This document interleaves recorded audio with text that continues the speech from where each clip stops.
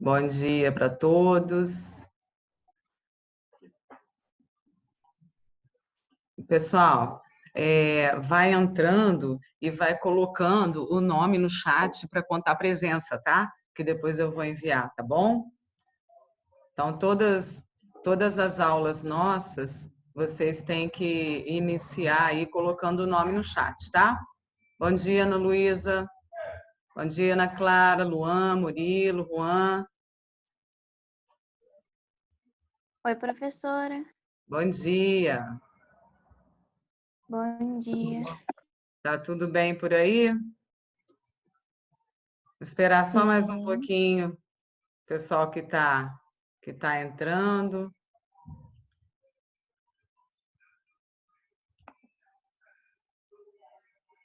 Pessoal aí.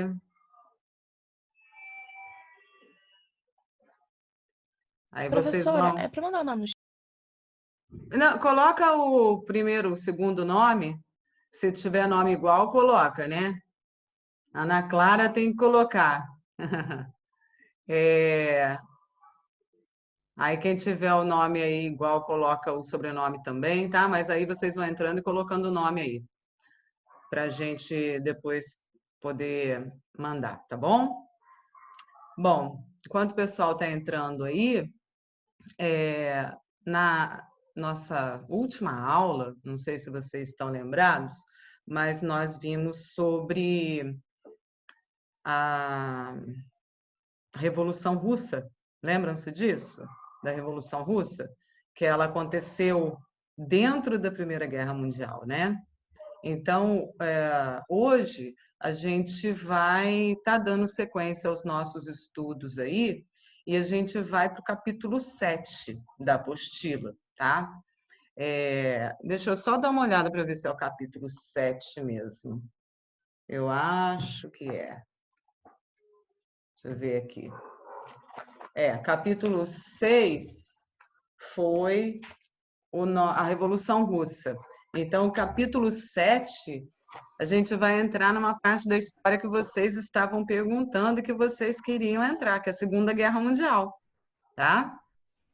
Se vocês, no meio do caminho aí da aula, quiserem fazer pergunta, aí vocês ligam o áudio e fazem a pergunta, tá bom? A gente, então, vai começar a Segunda Guerra Mundial, mas para a gente entrar nesse assunto de Segunda Guerra Mundial, nós temos que ver o que é. Deu uma queda aí, nossa, gente. Eu acho que foi o meu computador aí que deu uma queda, né? Então, nós vamos fazer o seguinte. Foi. Tá tudo ok aí, gente? Eu vou dar uma olhada Sim. aqui. Vou dar uma olhada só na minha internet aqui. Vocês estão me ouvindo? Sim. Estamos te Então, ouvindo. tá, beleza. Porque às vezes a internet agora mesmo caiu, mas retomou. Vamos lá, vamos dar continuidade. Então é o seguinte: para a gente entender a Segunda Guerra Mundial, a gente tem que entender algumas forças, né, por trás dessa Segunda Guerra e que vieram mesmo dar propulsão, né, dar esse empurrão para que a Segunda Guerra acontecesse. Então a gente está falando basicamente de Alemanha e também Itália, e aí a gente entra nos regimes que foram os regimes que fizeram parte desses países, né, os regimes políticos, né, que são regimes chamados de regimes totalitários, tá? Então, para a gente entender a Segunda Guerra, a gente precisa entender como é que funcionava o governo, principalmente da Alemanha, né, que foi o iniciador da guerra, mas o da Itália também. Então, o assunto nosso da aula hoje são esses regimes, né, a ascensão desses regimes totalitários. Os regimes totalitários, o próprio nome já diz, são regimes onde o domínio total, o controle total do Estado, ele se faz através de um líder muito forte, tá? Então, nisso, nós temos aí a construção dos países da Alemanha e da Itália baseado nesse princípio de regime que dominava completamente a política, a economia, a sociedade, tinha um controle total de tudo, tá? Então, são os chamados regimes totalitários. Quando acabou, gente, a Primeira Guerra Mundial, qual foi a situação dos países? Caiu, gente, eu vou mudar minha internet aqui. Só um minuto. Eu vou desconectar uma aqui, conectar a outra, que tem uma aqui que está muito ruim. Senão a gente não vai ter aula. Não vai ficar o negócio caindo aí. Bom, voltando então aqui, pessoal. Para quem está chegando, vai colocando o nome, tá, gente? Vai colocando o nome no chat para a gente poder contar a presença, tá bom? Então, para a gente dar continuidade aqui, ver se não cai mais, né, a minha internet. A situação dos países pós-guerra, pós-Primeira Guerra, foi uma situação muito ruim, né? Vocês viram já isso. O que aconteceu, principalmente na Alemanha, foi uma crise econômica muito grande, tanto na Alemanha quanto na Itália, né? A Itália, por exemplo, qual foi a posição dela durante a Primeira Guerra? Inicialmente, ela estava ao lado da Tríplice Aliança, depois ela foi para o lado da Tríplice Entente. E ela esperava, né, ao lado de Inglaterra, da França, né, dos Estados Unidos na guerra, ela esperava que eles vencendo, que ela tivesse um retorno, né, com colônias, com territórios, né, com espólio de guerra. Então, ela queria ganhar, né, territórios. Só que a Itália não recebeu esses territórios, ela não foi favorecida. Os países que foram favorecidos depois da Primeira Guerra como vencedores foram a Inglaterra, a França e os Estados Unidos, né? A situação dos Estados Unidos, vocês viram que no pós-guerra foi uma situação bastante confortável, né? E também, né, de crescimento, porque a guerra não foi feita em território norte-americano, então eles puderam, através de produção industrial, agrícola, né, eles passaram a fornecer os produtos para os países que foram destruídos na guerra na Europa. A Alemanha, ela tinha um sentimento que era um sentimento de revanche, ela tinha um sentimento de humilhação, porque ela teve que assinar o Tratado de Versalhes, e ela foi dada como, ela foi a grande perdedora, né, dessa guerra. E tudo no período, né, do século, da década, né, de 20, desse pós-guerra, até 1929, os países estavam se reestruturando, se organizando.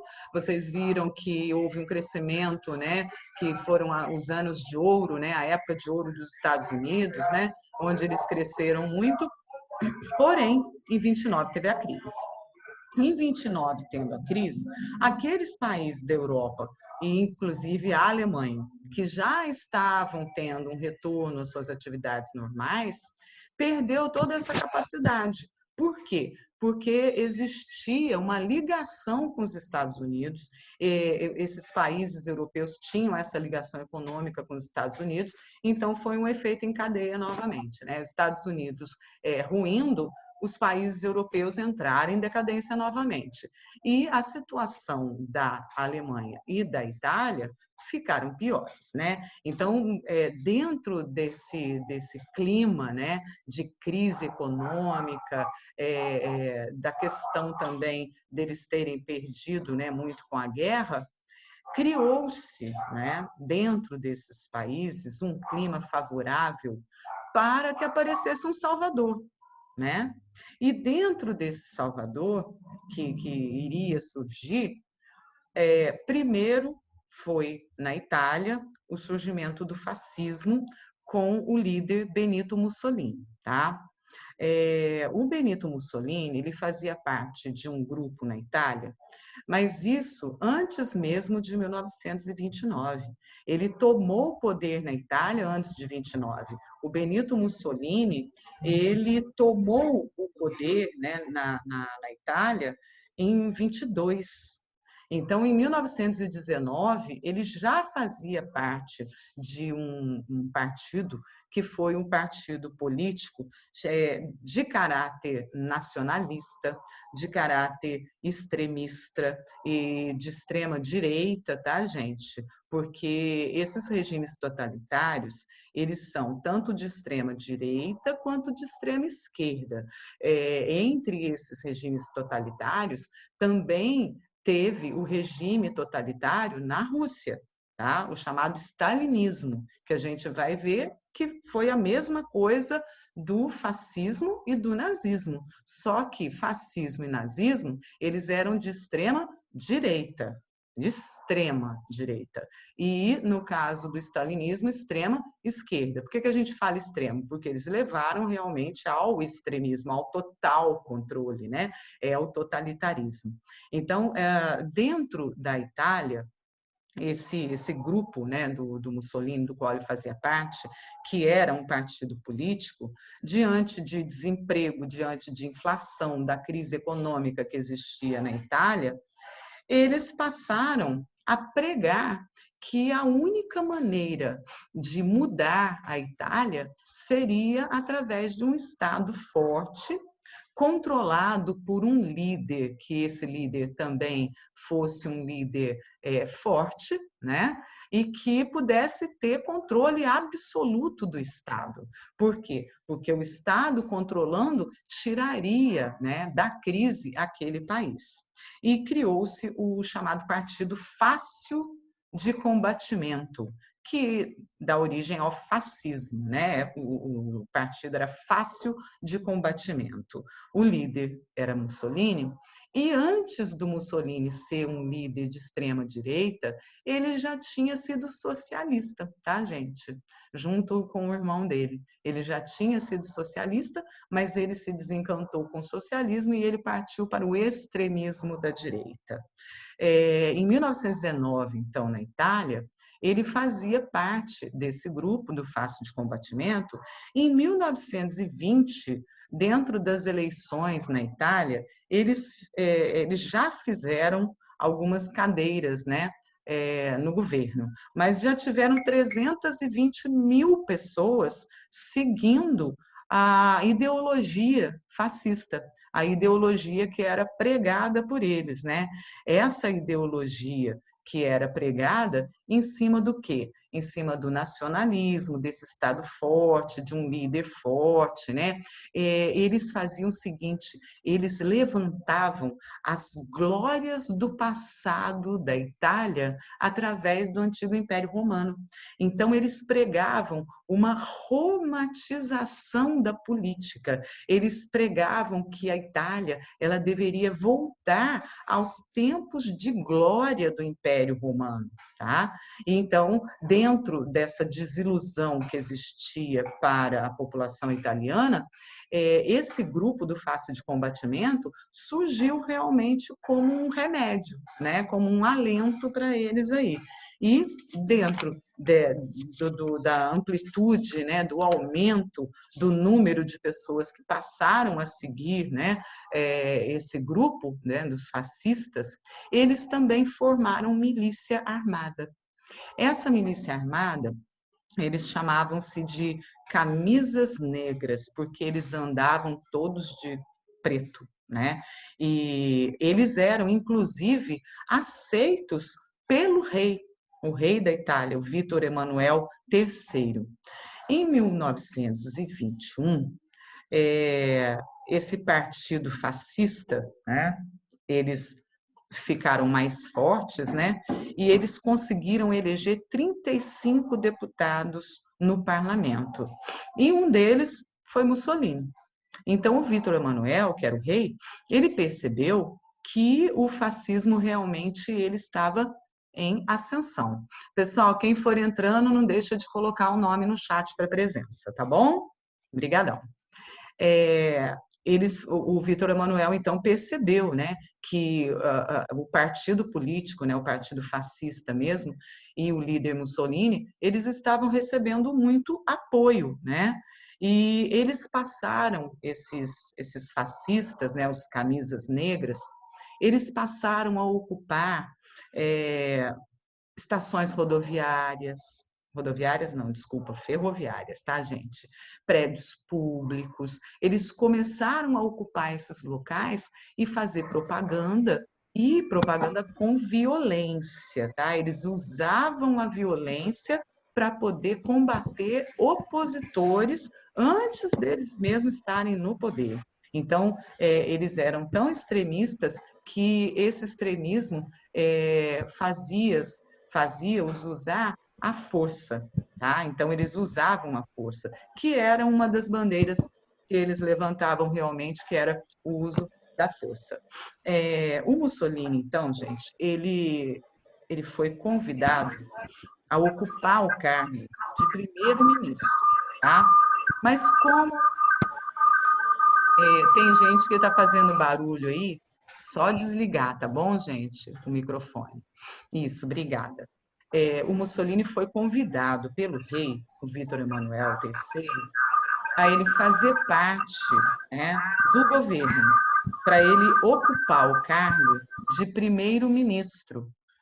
Mas por que que ele foi convidado a ocupar o cargo de primeiro-ministro? Porque o Partido Fascista mostrou a sua total força depois que ele reuniu centenas de milhares de pessoas que apoiavam o Mussolini e o partido numa marcha que foi feita sobre Roma. Tá? Isso em 1922. Foi feita uma marcha sobre Roma com pessoas que apoiavam o fascismo de diversas partes da Itália. Essas pessoas partiram e foram para Roma para apoiar o partido fascista. E os camisas, lógico, né, as milícias armadas junto, né? E o Vítor Emanuel, diante, né, de ver essa multidão participando de um manifesto em benefício, em prol, né, desse partido fascista, ele viu que realmente eles tinham poder e força. E ele quis, então, puxar, né, para o lado do governo e convidou o Mussolini, então, para fazer parte desse governo como primeiro-ministro. Só que o Mussolini, ele pegou o poder para ele. Ele, em 1922, foi convidado para ser o primeiro-ministro. Em 25, ele já se instituiu o ditador, o Duce, que eles chamam, o líder, né? Ele se tornou o ditador na Itália. A partir daí, ele começou a colocar em prática toda aquela visão política que ele tinha de fascismo. O regime fascista, o regime totalitário fascista, ele começou então a se colocar em prática, né? Como assim? Os meios de comunicação passaram a ter censura. Isso, gente, é uma característica de todos os regimes totalitários, tá? Todos eles, nazismo, fascismo, stalinismo, todos eles fazem censura aos meios de comunicação. Todos eles utilizam, então, a máquina da comunicação, a propaganda, a seu benefício. Então, o Mussolini, ele começou a usar a propaganda em seu benefício, não podia mais ter nenhum tipo de propaganda que fosse de teor contrário ao governo dele, né? E como assim? Perseguia, mandava fechar jornais, mandava perseguir esses líderes, né, que faziam oposição ao governo. Todos os opositores eles eram retirados do meio do caminho através da sua polícia armada, né, da sua milícia armada.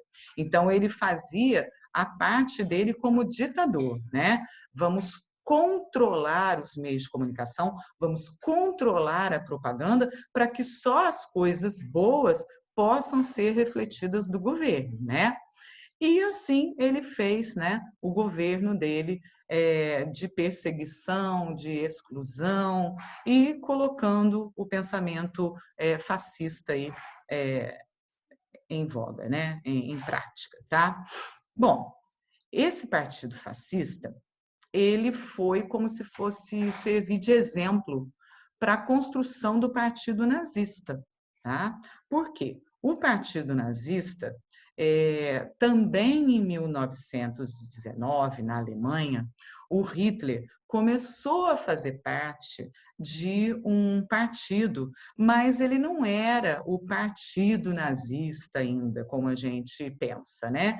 Ele era, inclusive, chamado de Partido Nacional Socialista dos Trabalhadores. E ele tinha esse nome socialista porque, na sua fundação, ele tinha um viés socialista, mas depois o perfil socialista começou a sair dele, tá?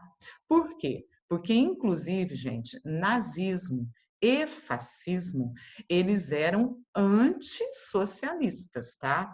Eles eram contra os comunistas. Todos os dois, né, regimes totalitários, do fascismo e do nazismo, eles faziam propaganda anticomunista, tá? Todos os dois. Inclusive, quando o Mussolini entrou no poder, houve perseguição aos comunistas da Itália, com prisões, com mortes, tá? Porque o socialismo ele tinha se espalhado muito. O socialismo tinha se espalhado muito depois que terminou a Primeira Guerra Mundial, o socialismo se espalhou nos países da Europa, tá? E principalmente depois que teve a queda da Bolsa de Nova York. Mas, antes disso, antes da queda, né, já tinha se espalhado. E o nazismo e o fascismo, eles eram totalmente contra os comunistas. Mas, mesmo assim, o partido nazista ele tinha esse nome inicialmente, mas depois ele passou a se chamar somente Partido Nazista, tá? O Partido Nazista, conforme também o grupo fascista, eles também criaram uma polícia, que era uma polícia secreta, a SA, tá? As tropas de assalto. Essa polícia que foi criada, ela foi criada já com o crescimento do partido, tá? Então, de acordo com que o partido ele foi crescendo, eles viram a necessidade deles tomarem atitudes. Então, eles criaram essa polícia, que foi a polícia armada aí, que era a polícia, a milícia, né? A milícia armada deles aí, que era de perseguição mesmo aos opositores, tá? Eles tinham um discurso totalmente anticomunista, eles tinham um discurso antiliberal, porque eles eram completamente contra o capitalismo que foi feito nos Estados Unidos baseado no liberalismo. Por isso, eles achavam que o Estado é que deveria controlar todos os aspectos do governo, né? Inclusive a economia. Então, é aquele pensamento de ter um Estado forte, do Estado que domina tudo, que controla tudo. Então, isso era antiliberal. Eles eram antidemocráticos. Na realidade, gente, o regime totalitário, ele é o oposto do democrático. Eles não seguem as regras, não seguem as leis, eles não seguem uma constituição. Então, é totalmente antidemocrático, tá? E eles eram contra o sistema que foi feito nos Estados Unidos. Então, eles eram contra os socialistas, né, comunistas, esse tipo de governo que foi instalado, né, nos países comunistas, e eles eram contra também o estilo de governo que era dos Estados Unidos, que era o liberal, e que também eles falavam não deu certo, né, não dava certo. Bom, antes disso, então, no início, né, do nazismo, o Hitler, ele foi um dos iniciadores, né, desse partido, e ele tinha uma retórica muito boa, ele falava muito bem, ele se expressava muito bem. Embora ele não tivesse tanto estudo, né? Ele, inclusive, que ele quis ser artista, né? Ele foi rejeitado em Viena, né? Na Academia de Artes lá de Viena. Ele tentou uma carreira aí que era de artista, de pintor, mas não deu certo. Participou da Primeira Guerra Mundial, né? Como soldado, frente de batalha, foi ferido, voltou, né? E ele, então, depois, para ele se sobressair, ele quis entrar no partido político e entrou nesse partido mesmo, que era o Partido Nacional Socialista dos Trabalhadores. E ele lá, ele foi tendo, né, um brilho, né? Porque ele falava muito bem. E nos discursos dele, ele pregava muito contra o Tratado de Versalhes. O Tratado de Versalhes, para ele, era o calcanhar de Aquiles do povo alemão, que tinha feito tudo que era o motivo, né? Era o motivo pelo qual fazia com que os alemães estivessem naquele estado de penúria, de calamidade que eles estavam passando naquele momento. E ele, então, tentou, através do Partido Nazista, em 1923, eles se articularam, esse partido, para tentar dar um golpe de governo, tá? Inspirado na Marcha sobre Roma, que foi feita pelo Mussolini e pelos apoiadores dele, ele também teve muitos apoiadores, só que nem tantos naquela época, só depois, né, que ele foi ter um número maior, né, de grupos, né, de pessoas apoiando, mas ele então pensou que fosse dar certo se ele fizesse uma marcha sobre Munique. E, através dessa marcha sobre Munique, o Partido Nazista queria dar um golpe no governo e tomar o poder. Só que não deu certo, né? Ele não tinha tanto poder ainda, o Partido Nazista não tinha tanto poder ainda, e não deu certo, e ele foi preso. E ele, na prisão, acho que ele ficou uns 2 anos na prisão, ele escreveu um livro chamado Minha Luta, My Kampf. Esse livro, Minha Luta, ele escreve colocando todo o pensamento nazista ali, tá? Tudo que ele pensava, né, de como deveria ser um governo, de como deveria ser o mundo, de quais seriam as premissas do nazismo, ele escreveu nesse livro. E depois que ele saiu, né, da prisão, é que ele começa com mais intensidade a fazer a propaganda do partido e dele próprio, né? Porque através dos discursos dele, ele passa a pregar com mais força, com mais veemência, tudo aquilo que o Partido Nazista quer conquistar para a Alemanha. E ele fala, né, que é a partir de um Estado forte, controlado por um líder forte, que se vai conquistar, né, essa mudança para a Alemanha. O princípio nazista, gente, ele é baseado, como no fascismo, no nacionalismo, no militarismo, na figura de um líder forte, no Estado forte, né? Porém, ele tem uma diferenciação, que é o antissemitismo, tá? Que é realmente essa questão de colocar o ódio contra os judeus. E dentro do partido, eles colocam isso como prioridade, a perseguição aos judeus, tá? E por quê? Porque ele acha que os judeus, eles têm muito controle da economia na Alemanha. E realmente os judeus, eles eram donos de bancos, de joalherias, eles eram empresários, grandes empresários, donos de meios de produção. Então eles eram ligados realmente ao comércio. Os judeus, eles estavam muito ligados à questão econômica mesmo, não só na Alemanha, mas em outros países, né? E ele então acha que essa perseguição ela deve existir, tá? Nós temos mais um tempinho ainda. Quem não colocou o nome, coloca aí no chat, tá, pessoal? Uma outra coisa que se pregava era a superioridade da raça ariana, que era uma coisa que não era pregada pelos fascistas, mas os nazistas colocavam isso e ele colocou isso no livro No Minha Luta, tá? Segundo, né, essa superioridade aí da raça ariana, dizia-se o seguinte, que os arianos, que os alemães seriam descendentes dessa raça ariana, que eles eram a raça pura, né? Que nunca havia tido miscigenação dessa raça. Então, eles eram os brancos puros. Então, os alemães, eles teriam, né, condições de dominar. Eles teriam força, capacidade intelectual, força física, para eles estarem dominando o mundo. Então, isso também impulsionava o pensamento nazista, tá?